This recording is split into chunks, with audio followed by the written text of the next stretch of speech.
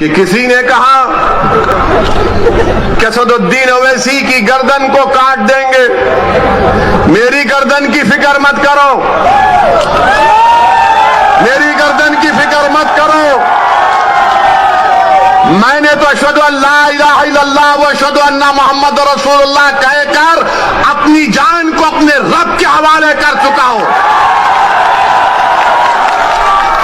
جنت کے عوض میں انشاءاللہ تعالیٰ اپنی جان کو اپنے رب کے حوالے کر چکا ہوں. وہ مجھے خون کے لطفے سے جب بنایا ہے, جب وقت آئے گا چلے جائیں گے. کوئی نہیں ٹکے گا اس دنیا میں, کوئی نہیں ٹکے گا. بڑے بڑے وزیر اعظم آئے, سب کو جانا پڑا. کتنے پردھان منتری آئے, سب کو جانا پڑا. میں بھی جاؤں گا. تم اپنی فکر کرو, تم اپنی فکر کرو کہ میری گردن کاٹیں گے. گردن کاٹنے سے کیا حق کی آواز دب جائے گی؟ کیا گردن کاٹنے سے سچائی چھپ جائے گی؟ کیا گردن کاٹنے سے ظالم کے خلاف آپ لوگ نہیں لڑیں گے؟ کیا گردن کاٹنے سے آپ مظلوموں کا ساتھ نہیں دیں گے؟ کیا گردن کٹ جانے سے آپ ان ظالموں کے خلاف ایک شیشہ پلاوی دیوار نہیں بنیں گے؟ آپ کو بننا ہے. اور میں ان لوگوں سے کہہ رہا ہوں کہ یہ جان سے مارنے کی دھمکی مجھے مت دو. میں جب 12 سال کی عمر کا تھا, جب سے اپنے گھر کے سامنے یہ سنگ پریوار کے لوگ ہمارے گھر کے پاس آ کر نعرے لگاتے تھے. میرے چھوٹے بھائی اکبر بھی اس کو جانتے ہیں, جس پر ہمارے گھر کے سامنے آتے تھے اور نعرہ لگاتے تھے کہ مسلمان قبرستان یا پاکستان. 15-20 لوگ آتے تھے, ہمارے ایک تایا تھے, وہ جب بھاگتے تھے تو پوری اپنی چپلیں چھوڑ کر بھاگ جاتے تھے. میری گردن کی اہمیت مت کرو, بھارت کی فکر کرو. بھارت اسد الدین اویسی سے بڑا ہے. بھارت کا کمپوزٹ کلچر ہمارا قیمتی خزانہ ہے, اس کی حفاظت کرو. یہ جو دھرم سنسد میں مسلمانوں کے خلاف نرسمہار کی جو بات کر رہے ہیں, ان کے خلاف تو کوئی بولو. بولو امت شاہ تم دیش کے ہوم منسٹر ہو, بولو نریندر مودی تم دیش کے پردھان منتری ہو.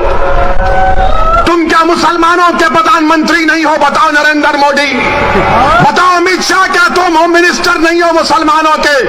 بتاؤ کانگریسیوں, کیا تم مسلمانوں کی حفاظت کا ذمہ نہیں لیے سنویدھان کے تحت؟ کوئی نہیں بولے گا. مگر جب الیکشن آئے گا اتر پردیش کا, تو ایک مسلمان سے ڈر دکھائے گا, ایک بی جے پی کا ڈر دکھا کر مسلمانوں کو بیوقوف بنا کر ووٹ حاصل کریں گے. میرے عزیز دوستوں اور بزرگوں, میری آپ سے گزارش ہے کہ آج مجلس حصے داری کی بات کر رہی ہے. مجلس اتر پردیش کی سیاست میں 19% مسلمانوں کی حصے داری کی بات کر رہی ہے. اگر میں حصے داری کی بات کر رہا ہوں تو Samajwadi party, B S P, Congress, B J P, R L D, سب کے پیٹ میں درد شروع ہو جاتا ہے. کیوں درد شروع ہوتا ہے؟ وہ نہیں چاہتے کہ مسلمان برابری پر آ جائے. وہ یہ چاہتے ہیں کہ مسلمان دری بچھاتا رہے, دری بچھاتا رہے, دری بچھاتا رہے. وہ یہ چاہتے ہیں کہ مسلمان دری بچھاتا رہے, اس کو بے شرم کیا جائے, مگر اس کے مقدر میں دری بچھانا ہے. میں تم سے کہہ رہا ہوں کہ دری اب تم نہیں بچھاؤ گے, تم کرسی پر بیٹھو گے اور راج بھی کرو گے انشاءاللہ تعالی. تم اپنے مقدر کے فیصلے آپ کر سکتے ہیں. برسوں آپ نے سمجھا کہ نہیں کانگریس کا ساتھ دیں گے, کانگریس ہمارے مقدر کے اچھے فیصلے کرے گی. کانگریس نے کیا دیا ہم کو؟ شہادت بابری مسجد, ہاشم پورہ, ملیانہ دیا. تو کبھی ہم نے سماجوادی کا ساتھ دیا, کہا کہ مولانا ملائم ہے, मगर मौलाना तो नहीं निकले, अपने यादव परिवार को आगे बढ़ा दिया। तो कभी आपने कहा कि चलो इनके बेटे का साथ देते हैं, तो हमको क्या मिला? मुजफ्फरनगर मिला। फिर आपने बीएसपी का साथ दिया, कौन सा हिस्सा मिला आपको? कौन सा हिस्सा मिला आपको? सबसे ज्यादा जेल में आज उत्तर प्रदेश में अगर अंडर ट्रायल कोई है तो मुसलमान है 28%। सबसे ज्यादा कम ग्रेजुएट है तो मुसलमान है 2%। सबसे ज्यादा प्राइमरी स्कूल में कम पढ़ने वाले बच्चे हैं तो मुसलमान हैं। बताओ ये कब खत्म होगा? यही चीजें जब हम पढ़ते हैं तो मेरी जबान में तेजाबगी पैदा हो जाती है। मेरे अजीज दोस्तों और बुजुर्गों, याद रखो मेरी इस बात को, कामयाबी लिखना ये अल्लाह का काम है, तुम्हारे हाथ में नहीं है। अल्लाह अगर कामयाब करना चाहा तो अल्लाह आपके दिलों में मोहब्बत को डालेगा। मगर मेरी इस बात को याद रख लो, अगर नाइंसाफी का आप खात्मा करना चाहते हैं, मैं सहारनपुर की इस मुबारक और तारीखी सरजमीन में खड़े होकर आपसे हाथ जोड़कर अपील कर रहा हूं कि तुमने 60 साल कांग्रेस का, आरएलडी का, समाजवादी का, बीएसपी का साथ दिया।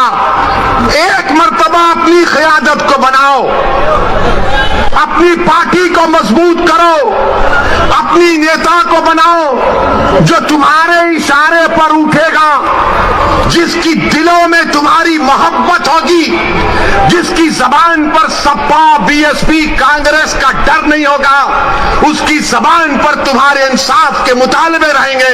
वो तब होगा जब आप अपने वोट से मजलिस के उम्मीदवारों को कामयाब करेंगे और लखनऊ में उत्तर प्रदेश की विधानसभा को भिजाएंगे। लोग उठकर कहेंगे मेरे आज के इस भाषण के बाद के ओवैसी जज्बाती तकरीर तो करता है, मगर अगर मजलिस के 8-10 एमएलए विधायक जीत जाते हैं तो क्या होता है? 400 की विधानसभा में मुझे किसी ने कहा था, किसी एक सेकुलर पार्टी के एक शख्स ने पार्लियामेंट में मुझसे कहा था, अरे ओवैसी तुम उत्तर प्रदेश को जाते हो, गरम भाषण देते हो, मगर अगर तुम्हारे विधायक जीत जाएंगे तो क्या होगा? मैंने कहा सर अभी पार्लियामेंट में तकरीर है, आकर बैठिए। उस वक्त हमने कहा आइए बैठिए। बोले क्या बोलोगे? मैं 4-5 मिनट हम बोलते हैं, बैठकर देखिए मजा आएगा। हमारा अल्लाह ने हमको बोलने की सलाहियत दी और फिर उसके बाद हम जब बाहर निकले हमने कहा बताओ कैसा लगा? तो कहा अगर तुम्हारी तरह बोलने वाले उत्तर प्रदेश की विधानसभा में पहुंच जाएंगे तो उत्तर प्रदेश में मुसलमानों की सफों में इनकलाब बर्पा हो जाएगा और इनकलाब बर्पा होगा इंशाअल्लाह ताला। इंशाअल्लाह ताला इनकलाब बर्पा होगा, क्योंकि अब तक हमने अपनी जबानों को दबा कर रखा। अब तक हमने अपने दिलों में जो हमारी ख्वाहिशात थी